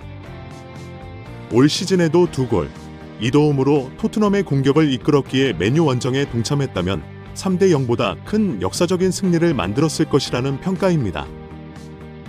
손흥민 선수도 부상 없이 시즌 내내 행복 축구를 응원합니다. 이적도 응원합니다. 영상이 마음에 드셨으면 구독과 좋아요, 알람 설정 부탁드립니다. 댓글은 사랑입니다. 영상 끝까지 시청해주셔서 진심으로 감사드립니다. 울산현대 김판곤 감독이 우리가 월드컵을 못 나가면 어쩔 거냐며 극대노했습니다. 그런데 축구협회에 불러들인 인물도 홍명보였고 홍명보가 나간 울산의 차기 감독으로 앉은 건 또 김판곤이었는데요. 대한축구협회 국가대표 감독 선임위원장으로 앉아 한국 축구의 많은 발전을 기여한 것도 사실이지만 홍명보의 후임 감독으로 울산현대의 자리에 앉았고 일명 홍명보 라인으로 불리며 홍명보를 감싸고 있어 묵직한 역할을 맡고 있습니다. 우리가 대표팀 감독, 국내에서든 외국에서 최고의 레벨의 지도자에게 PPT 요구하는 건 나는 우스운 일이라고 생각해요. 저는 르나르 감독에게 내가 지구 어디 끝에 있으면 끝에 가고 아프리카 있으면 아프리카 가, 유럽 가면 유럽 가고 나 한 번만 만나 달라 그랬고 가서 제가 오히려 비디오 준비해 간 거 보여주면서 우리나라가 이런 나라다 왜냐하면 나는 금정을 다 했어요. 그분은 아프리카에서 2번이나 네이션스컵을 우승했습니다. 아주 잠비아 같은 나라를 데리고 그리고 리더십이나 선수들 역량, 경기를 지배하는 거나 통제하는 데 최고의 감독이었습니다. 우리가 미디어를 통해서 그분의 인터뷰도 보고 또 자료를 통해서 성품도 알아봐도 너무너무 좋은 사람이에요. 네가 오면 좋겠다. 서해주겠다. 네가 공항에 나타나는 날 우리가 아마 난리가 날 거다. 그 사람 기다려달라. 그래서 얼마든지 기다려주겠다 그랬어요. 자기가 왕을 설득할 시간을 달라고 해서 설득을 했는데 어떻게 PPT, 어떻게 전술 운영할 거냐 그 말을 못합니다. 저는 그분께 그랬고 케이로스도 그랬습니다. 케로스는 증명이 된 감독이에요. 단지 내가 르나르 감독한테 확인한 것은 네가 오는 데 있어서 이게 얼마나 중요한 한 당신의 삶에 있어서 얼마나 중요한 것인가. 패션을 보여달라. 정말 오고 싶은 마음이 있는지, 그 다음에 한국에서 일할 의지가 있는지 뭐 그런 걸 했을 때 자기도 정말 나에게는 중요한 자리고 나는 가고 싶고 자기 인생에 있어서 중요하다. 모든 것이 그런 감정이었습니다. 한국에서 와서 할 수 있느냐? 할 수 있다. 그랬습니다. 케로스도 마찬가지입니다. 케로는 모든 것이 검증이 됐습니다. 뭐 전술적으로 메뉴 수석 코치 있습니다. 아시아에서 토이 있습니다. 그런 감독에게 내가 무슨 PPT 요구하고 여전히 란을 그렇게 했듯이 우리나라를 그렇게 만들어 달라 그랬고 이랑 같이 강력하게 우리나라를 아시아에서 최고로 만들어 달라 그랬습니다. 뭐 그랬습니다. 똑같습니다. 키케 플로렌스, 제가 비디오 보여줬습니다. 우리나라는 이런 나라다. 네가 오면 대박 날 거다 오해를 안 하셨으면 좋겠어요. 그러니까 우리가 어떤 스카우트 개념으로 갈 때는 스카우트 개념입니다. 그거 하나, 그 다음에 다른 제가 아쉬운 점이 하나 있어요. 너무 아쉬워. 너무너무 아쉬운데 저는 제가 아시안컵 끝나고 제가 그림을 봐도 축구협회의 발언을 봐도 위원장의 발언을 보고 여러 가지 신문을 봤을 때는 우리나라 대표팀이 어떤 지도자를 모셔와야 될까에 대한 방향성을 만약 설정을 한다면 그 당시에는 완전히 오합지졸이 된 팀워크를 누가 수습할 것이며 아래도 없는 선후배도 없는 그런 여러 가지 상황에서 누가 한 팀을 만들 것이며 원팀을 만들 누군가가 가장 빠른 시간 안에 누가 원팀을 만들고 누가 팀을 만들고 누가 그렇게 할 것인가를 찾는 것 같았어요. 그러면 그게 감독을 하되 있어도 우리는 이런 사람, 이런 사람, 이런 사람, 이런 목적을 가지고 이렇게 찾고 설정만 잘했으면 그리고 그걸 가지고 국민을 잘하고 미디어를 잘했다면 이 사태에 안 왔다고 생각합니다. 아마도 국민이 오히려 노케이, 뭐 아쉬움이 있고, 뭐 열받고, 뭐 캐리어 감독 빼가고, 뭐 그런 아쉬움이 있겠지만 오히려 박수 쳐줬을까? 너네들 잘 선택했다고 나는 말씀을 했을 것 같아요. 저는 그게 너무 안타깝고 왜 위원회 안에서조차 왜 방향 설정이 안 돼요? 어떤 사람은 한국인을 뽑아야 될 것 같다 생각하고 어떤 사람은 외국인을 뽑아야 될 것 같다 생각해가지고 그런 오해들이 있는지 모르겠어요. 아주 간단한 문제입니다. 저는 간단한 문제에서부터 오해가 시작됐고 지금 우리가 이런 걸 가지고 지금 애를 쓸, 지금 에너지를 어디다 써야 되는지를 우리가 지혜롭게 써야 돼요. 지금 우리가 팀이 정비를 해서 지금 벌써 2게임을 했어요. 그럼 다음 2게임이 네모에 그러면 우리가 지금 이런데 에너지를 썼고 감독 면박 주고 감독의 힘을 빼고 팀을 와해시키고 저는 정치하시는 분이나 유튜브 하시는 분이나 정말 지금 우리가 해야 될 일이 뭔지 지혜롭게 생각해야 합니다. 월드컵을 못 나가면 누가 책임질 거야? 하여튼 뭐 저는 그렇습니다. 제가 그 부분에 있어서 너무 속상하고 뭐 두 분의 위원장님이 막 진짜 제가 볼 때는 너무너무 안타깝고 뭐 실수는 있어요. 그리고 저 협회 한마디 하겠습니다. 위원장에게 정강 위에 대표팀을 운영하고 감독을 선임하고 감독을 평가하고 그런 모든 것을 줬을 때 결과가 나왔습니까?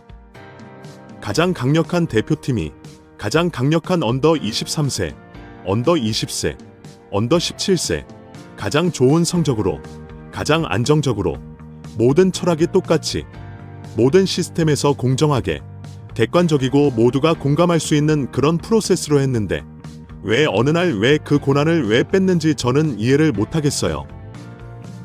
계약 기간 중에 있는 사람한테 왜 그러고 지금 그 이후에 지금 된 사태에 대해 저는 그게 축구협회 내부에서 누가 건의를 해서 누가 왜 이런 결정을 해서 이렇게 대표팀을 어렵게 만들었는지 저는 스스로들이 돌아봐야 된다고 생각합니다. 지금 그게 문제가 아니잖아요. 저는 이제 이 사태를 빨리 수습을 하고 지금 내일 모레 명단 발표인데 감독이 선수를 봐야죠. 집중을 해야지. 우리가 할 때는 우리가 우리나라 그렇지 않습니까? 뭐 잘못된 건 뭐라고 그 다음에는 감독에게 이제 책임지고 해라. 그래 뽑은 사람한테도 네가 나중에 책임져라 하고 나중에 평가할 시간 있잖아요.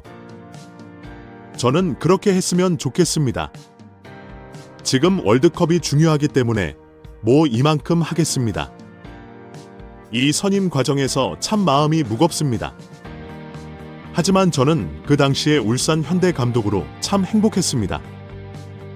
행복했고 많은 응원과 사랑을 받으면서 축구할 수 있었던 게 너무 좋았습니다. 하지만 제 축구 인생 40년의 가장 힘든 시간이 지난 10년 전에 2014년 월드컵 후에 가장 힘든 시간을 보냈습니다.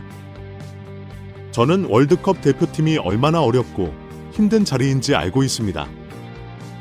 그러기 때문에 더더욱 가고 싶지 않았습니다. 아니, 도망가고 싶었습니다. 하지만 이임생 위원장이 집 근처로 찾아가지고 할 때 한국 축구의 지금 어려운 점을 외면하기도 참 어려웠습니다. 그래서 그때 울산 현대에 있으면서 또 대표팀에 있을 때 어떻게 해야 될 거지에 대해서 굉장히 고민을 많이 했습니다. 그래서 제가 안 가겠다라고 말씀드린 게 아니라 그때 제가 처음 제의를 받았고요. 그 제의를 저는 울산 현대가 아닌 국가대표팀에 막 봉사를 한 번 하고 그동안 10년 전에도 제가 가지고 있던 책임감이나 사명감이 저는 다시는 안 나올 줄 알았는데 이임생 위원장님 면담 후에 또 그게 나와서 제가 그렇게 결정을 했습니다. 시청해 주셔서 감사합니다. 구독과 좋아요, 알림 설정은 제작에 큰 힘이 됩니다. 안녕하세요. 리그 해외 행사입니다. 2024에서 25 시즌 프랑스 리그 1 5라운드에서 펼쳐진 파리 생제르맹과 스타드 렌 간의 경기에서 이강인은 다시 한번 자신이 왜 한국 축구의 가장 빛나는 재능 중 하나로 여겨지는지 증명했습니다. 패스에 합류한 이후 이강인은 꾸준한 활약과 경기 흐름을 바꾸는 능력으로 지속적으로 인상을 남겼습니다. 이번 경기에서 이강인은 폴스9 포지션에 배치되었음을 구하고 전방위적인 플레이를 선보이며 팀의 3대0 승리에 크게 기여했습니다. 한 골을 터뜨리고 여러 차례 위협적인 찬스를 만들어내는 등 팀 플레이에 큰 영향을 미친 이강인은 8점, 9점이 아는 높은 평점을 받으며 PSG팀 내에서의 중요한 역할을 다시 한번 확인했습니다. 스타들은 지난 시즌 프랑스 리그 무대에서 12승, 무 12패로 리그 12위를 기록했던 우승팀이었던 파리 생제르맹과 승점 30점이나 차이가 났던 중위권 클럽이지만 파리 생제르맹은 지난 시즌 스타들이 그의 홈 경기에서 충격적인 1대1 무승부로 실망스러운 경기를 치렀기 때문에 최근 UEFA 챔피언스 리그 일정에도 해마는 경기를 치르고 있는 상황에서 이번 경기는 결코 쉽지 않은 경기라고 할 수 있었습니다. 아무튼 이강인 선수는 이번 시즌 정말 심상치 않은 모습을 보여주면서 매 경기마다 엄청난 활약을 펼치고 있습니다. 이강인 선수는 리그 개막전과 2라운드에서 2경기 연속 골을 터뜨리는 엄청난 활약으로 파리 생제르맹 팬들이 뽑은 8월의 선수상을 수상했지만 그러한 활약과는 별개로 중요한 경기마다 벤치에 앉으면서 주중 챔피언스리그 지로나와 경기에서도 벤치에서 경기를 시작했고 중요도가 다소 떨어지는 지난주 랭스와 경기에서는 다시금 선발로 출전을 했었습니다. 그리고 파리 생제르맹은 다음 주 주중에 또다시 챔피언스 리그 경기를 앞두고 있는 상황인데 루이스 에니케 감독은 이번 경기에서 또다시 이강인 선수를 선발로 기용하면서 보면서 기분이 좋지 않을 수도 있는 선택을 받았지만 선수 명단을 살펴보면 주앙 네베스, 우스만 덴벨레, 브레드 이바노 콜라 등 전 포지션이 핵심적인 주전 선수들로 이루어져 있기 때문에 지난주 후보고 선수들이 다소 포함됐던 랭스와 경기와 달리 이번 경기에서는 주전 선수로서 경기에 나서게 되었습니다. 흥미로운 사실은 이강인 선수가 이번 경기에서 제로 톱 포지션에서 경기에 나서게 되었고 파리 생제르맹은 정통 센터 포워드를 전혀 기용하지 않았다는 것이었습니다.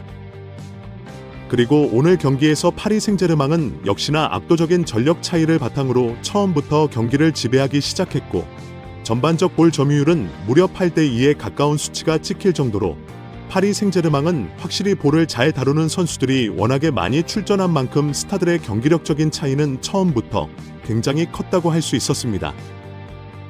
이번 경기에서 제로 톱으로 출전한 이강인 선수는 사실 포지션만 제로 톱이지 낮은 위치에서 볼을 받으면서 연계 플레이에 치중하는 사실상 원톱 공격수의 느낌은 전혀 없고 공격 지역에서 상황에 따라 위치를 바꿔가면서 공격에 가담하는 프리롤의 느낌이었습니다. 이강인 선수는 본래 포지션에서 뛰는 것이 아닌 여러 방면에서 뛰어야 하는 다소 복합적이고 어려운 포지션을 맡았음에도 역시나 다재다능한 능력을 갖춘 선수인 만큼 다양한 상황에서 다방면으로 뛰어난 영향력을 보여줬습니다. 이강인 선수는 전반전 4분 만에 낮은 지역에서 하 선수에게 볼을 내준 것을 마르키뉴스 선수가 마무리를 지으면서 시작부터 득점의 기점으로 관여를 했지만 이것이 아쉽게도 오프사이드로 인해 무산되었습니다. 전반 6분에는 전진 패스를 받은 뒤 수비수를 등지고 있는 상황에서 센스 있는 백힐 패스를 통해 덴벨레 선수에게 슈팅 찬스를 만들어주는 수비진을 그야말로 농락시킨 고급 기술을 선보였는데 정말 이런 장면은 이강인 선수가 천재가 아니라면 도저히 만들 수가 없는 미친 장면이었습니다. 전반전 13분에는 갑자기 오른쪽 측면으로 이동해서 수비수 2명을 사이에 두고 드리블 돌파를 한 뒤 오른발로 위협적인 크로스를 올리면서 득점 찬스를 만들어냈고 18분에는 또다시 오른쪽 측면에서 미쳐버린 패스를 통해 스타드렌 수비 라인을 완전히 붕괴시켰습니다.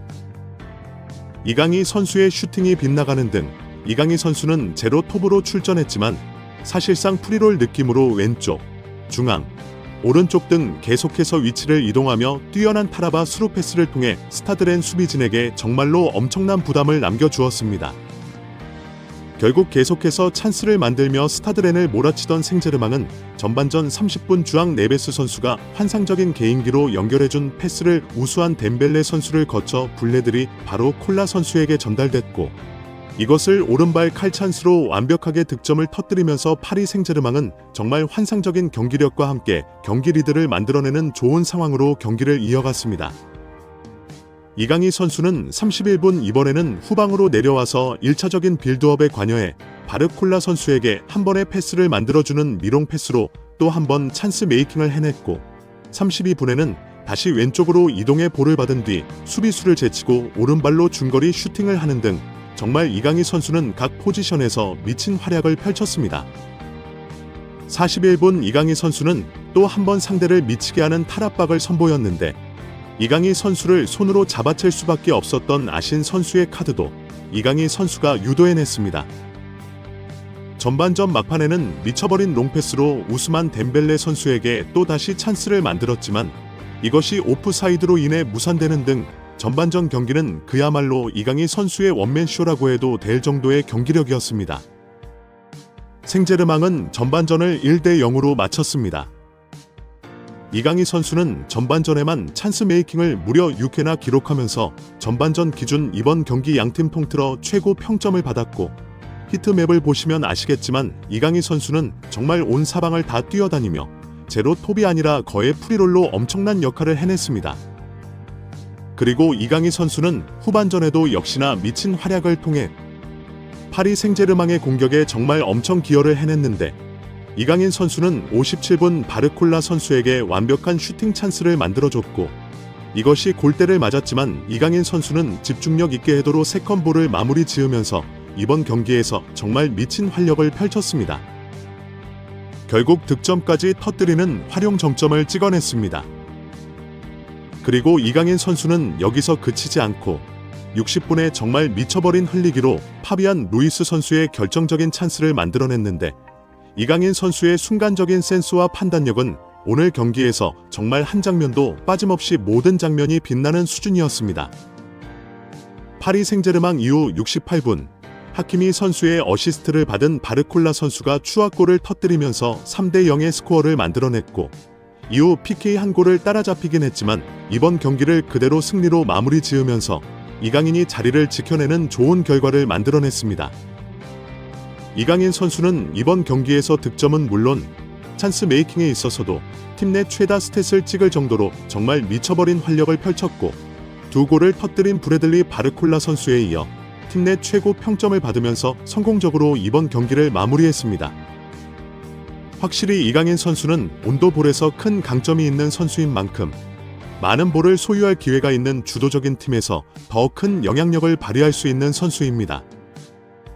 물론 파리 생제르맹의 돌파형 윙어들이 상당수 있기 때문에 얼마든지 개인 능력으로 득점을 터뜨릴 자원들이 갖춰져 있긴 하지만, 중앙과 측면을 오가면서 수비를 2명, 3명씩 달고 다니는 이강인 선수의 크레기질은 파리 생제르맹에서 더 큰 빛을 볼 수 있지 않을까 싶습니다. 최근 경기력을 보면 그러한 부분들을 확인할 수가 있는데, 나올 때마다 특출난 재능을 보여주는 이런 선수가 중요한 경기에서 계속해서 벤치로 빠진다는 것은 정말 납득할 수 없는 일이 아닐까 싶습니다. 그리고 많은 파리 생제르맹 팬들은 이강인 선수의 미친 폼에 대해 열광하면서 이강인 선수가 주전 선수로 경기에 나서기를 바라는 반응들을 보이고 있는데요. 이강인이 마침내 마땅한 인정을 받게 되어 기쁘다. 더 이상 그와 같은 선수가 많지 않다. 이강인을 최대한 활용해야 한다. 난 곤살로 하무스 복구하기 전까지는 루이스 엘리 감독이랑 날 콜로 무한히를 평가하지 않을 수도 있으므로 이강인을 가짜 9번으로 사용하는 것이 대부분의 경기에서 최선의 선택이라고 생각한다. 난 이강인이 진짜 너무 좋다고 생각한다. 난 이강인이 얼마나 훌륭한 선수인지는 항상 알고 있었다. 전반전 이강인은 공격의 중앙에서 매우 유망한 활약을 펼쳤다. 골문을 등지고 있는 그의 플레이는 특히 놀라웠다. 그는 이 일을 아주 잘 해낸다. 그리고 플레이 측면에서의 한국인은 전통적으로 매 경기 퀄리티를 보장하는 선수다. 오늘 밤에도 이강인의 수준이 매우 높아졌다. 퍼스트라인에서 좋은 활약을 펼친 이강인 스타들은 이강인 옵션이 아닌 구번유영, 낭다콜로 무한이를 만날 것으로 예상했기 때문에 이러한 유형의 톱에 맞서 자신들을 포지셔닝하는 방법을 모르고 있다고 생각한다. 이 강인은 대부분의 선수들이 모르거나 하고 싶은 일을 그냥 할 수 있다는 점에서 우리 선수들에서도 두각을 나타내고 있다.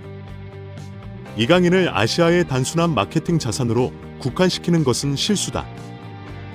이강인의 골로 강조된 경기 아티스트에게 경의를 표한다. 매우 강력하다. 강인은 공을 터치할 때마다 정말 좋은 선택을 한다. 그리고 많이 움직인다.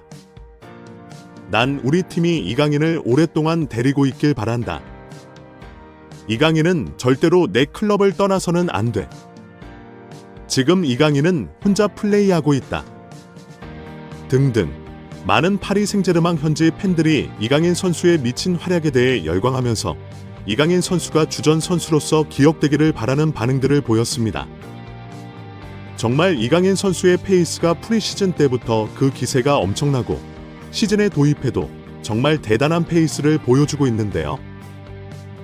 물론 이강인 선수는 아직까지는 파리 생제르맹의 완전한 주전 선수라고 보기는 어려울 수도 있지만 네이마르 선수와 음바페 선수가 떠난 뒤부터 이강인 선수의 존재감과 비중이 계속해서 커지고 있다는 것이 느껴지고 이번 경기에서 보여준 활약만 그대로 시즌에 가져갈 수 있다면 이강인 선수는 충분히 파리 생제르맹의 핵심적인 선수로서 등극할 수 있지 않을까 싶습니다. 아무튼 오늘 영상은 여기까지고요. 영상 재밌게 보셨다면 구독과 좋아요, 그리고 댓글 부탁드립니다. 감사합니다. 오늘 홍명보 감독이 대표팀 명단을 발표하면서 나는 정말 억울하다고 황당한 주장을 했습니다. 박문성 위원이 정규와 홍명보는 딴 세상 사는 사람 같다라고 저격한 것처럼 오늘도 충격적인 해결 방법을 제시했습니다. 축구협회도 여기에 응답하면서 이것들이 국민들을 바보로 알고 짜고 친 나라는 분노까지 일으켰습니다. 오늘 홍명보는 나도 답답하다, 억울한 면도 있다라는 황당무계한 주장을 또 했습니다. 홍명보는 해결 방법으로 회의록 공개를 요청했습니다. 그 이유는 정상적인 절차를 밟아서 가장 높은 점수를 받았다고 들었기 때문에 회의록을 한번 봐보자는 주장입니다. 회의록을 공개할 필요도 없이 이미 순위가 아니고 박은호 감독과 7표로 결정되었다는 사실이 확인되었습니다. 특히 박주호 의원은 당시 투표가 아니고 각자가 좋아하는 감독을 16명 중에 복수 투표로 한 것이라고 말했습니다.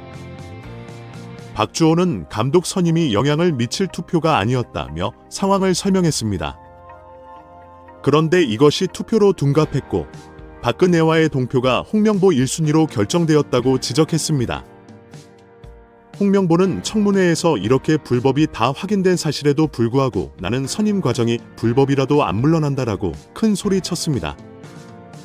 그런데 이제 와서 오늘 갑자기 회의록 공개를 주장하고 나섰습니다.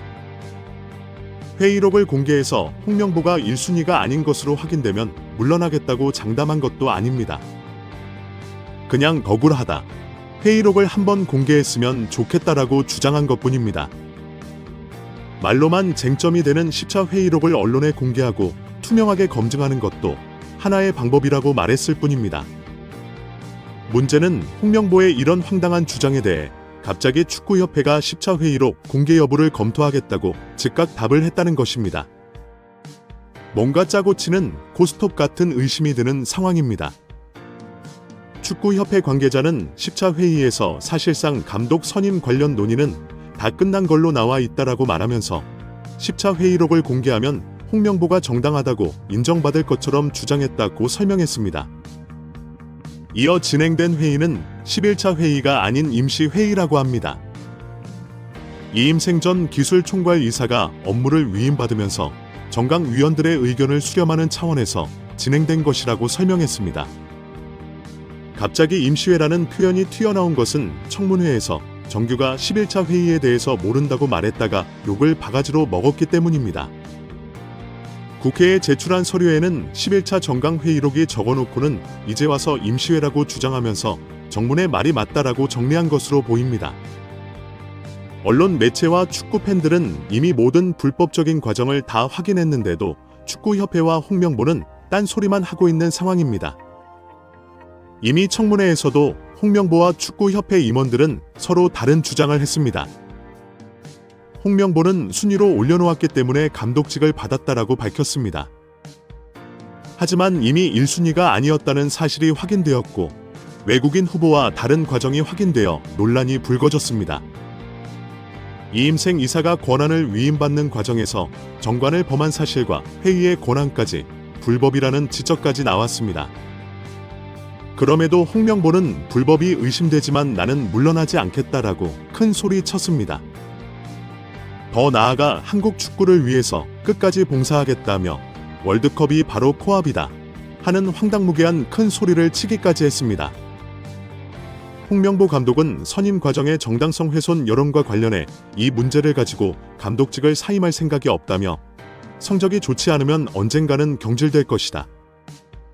그렇기 때문에 남은 기간 우리 팀을 정말 강하게 만드는 게 내 역할이라 생각한다며 지휘봉을 놓지 않겠다는 의지를 노골적으로 드러냈습니다.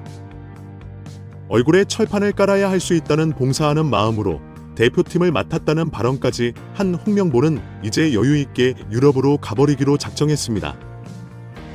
홍명보는 오는 국정감사에는 참석하지 않고 유럽으로 떠날 것으로 알려졌습니다. 지난 청문회에서는 국민의 의구심을 풀기 위해 유럽 출장 일정을 포기했다고 말한 바 있습니다. 하지만 오는 국정감사에서는 국민의 더 많은 의구심을 풀어주지 않겠다고 유럽으로 가리기로 작정한 것입니다. 평소 앞뒤가 맞지 않는 저저번 내안에 뭔가 꿈틀거렸다는 횡설수설을 하는 홍명보가 말을 바꾼 셈이 되었습니다. 오늘 홍명보는 유럽 출장은 당연히 가는 것이라고 확인시켜 주었습니다. 국정감사는 10월 7일부터 25일까지 진행되고 22일 열리는 대한체육회 국감 증인 정규가 출석합니다. 국회 문체위에서는 홍명보를 부를 가능성이 높지만 유럽 출장을 이유로 불출석하기로 작정한 것입니다. 그동안 그룹 회장들이 청문회나 국정감사 시기에 해외 출장을 핑계로 불출석하는 것과 같은 그림이 만들어진 상황입니다. 홍명보는 10일 요르단에서 원정 3차전을 치른 후 한국으로 돌아와 15일 용인에서 이라크와 홈 4차전을 치릅니다. 15일 경기가 끝나면 바로 지체 없이 후다닥 비행기를 타고 유럽으로 떠날 계획입니다. 이에서 3주가량 유럽 각국 리그를 돌면서 유럽파 선수들의 상태를 점검하고 만나본다는 계획입니다. 축구협회는 모클리 오래 걸리느냐는 지적에 대해 한 주에 한두 경기밖에 못 보기 때문이라고 설명했습니다.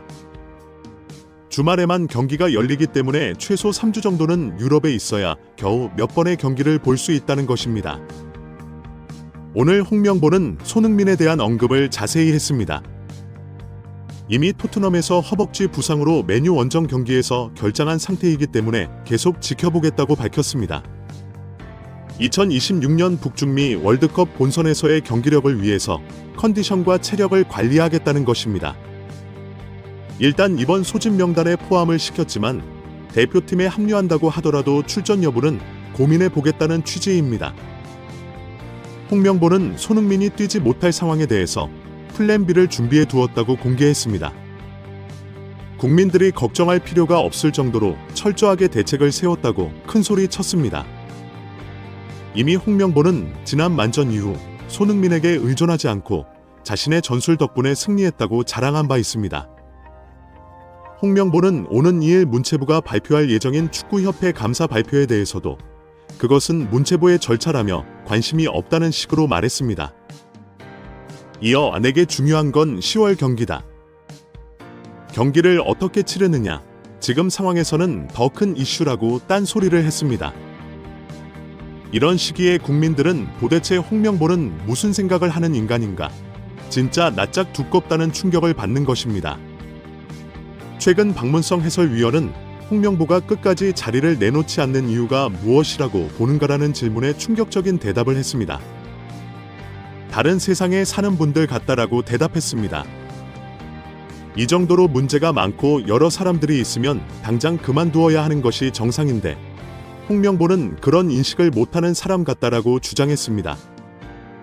일반적인 상식에서 여러 가지 잘못된 문제가 확인되는데 홍명보는 다른 기준으로 세상을 보는 것 같다고 비판했습니다. 그러면서 홍 감독은 한 달로 따지면 2억을 받는다. 연봉 20억 받는 봉사는 없다면서 봉사라는 표현은 한국 축구와 한국 대표팀이 어려우니까 내가 도와주는 거야. 이런 거 아닌가라고 말했습니다. 저는 그 생각이 무섭다. 나 아니면 안 된다는 게 정장과 똑같다라고 덧붙였습니다. 홍명보는 나 몰라라 하고 유럽으로 떠나서 국정감사를 방송으로 상하겠지만 정부와 국회는 계속 축구협회 정상화를 밀고 나갈 전망입니다. 이일 문체부의 발표는 일단 중간 발표이며 감독 선임 부회장 문제까지 상당히 충격적인 내용이 나올 가능성이 높습니다. 일단은 국정감사를 위한 중간 발표 성격이고 20일부터 국정감사가 있기 때문에 국정감사에서 더 많은 문제들이 불거질 가능성이 높습니다. 특히 오늘 언론 매체에서는 대통령의 홍명보 선임 의혹 명백히 밝혀라는 보도를 하면서 홍명보 좌초 위기라고 전했습니다. 내일 모레 중간 발표를 앞두고 유인촌 장관이 홍명보 대표팀 감독 선임 등 축구협회 운영의 감사 결과를 대통령실에 사전 보고한 것입니다. 웬만한 사람은 이 정도까지 가면 자진 사퇴를 하거나 살짝 당황해하고 겁을 먹는 것이 정상입니다. 하지만 딴 세상 사는 정몽규와 홍명보는 여유입니다.